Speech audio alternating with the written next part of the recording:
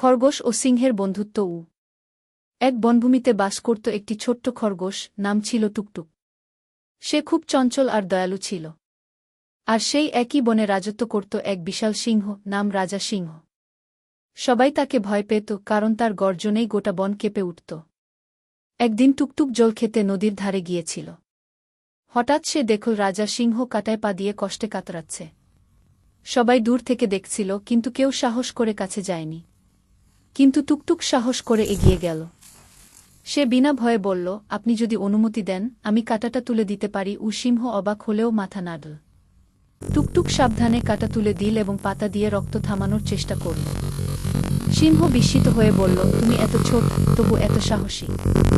আমার এত যন্ত্রণায় কেউ কাছে আসেনি, তুমি এসেছ। সেদিন থেকে রাজা সিংহ আর টুকটুক হয়ে গেল সবচেয়ে ভালো বন্ধু। বনের সবাই অবাক হয়ে দেখল, এক বিশাল সিংহ আর এক ছোট্ট খরগোশ প্রতিদিন একসাথে ঘুরে বেড়াচ্ছে।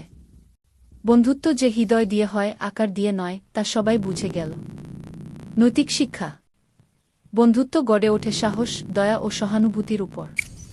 আকার বা শক্তি নয়, মনটাই আসল।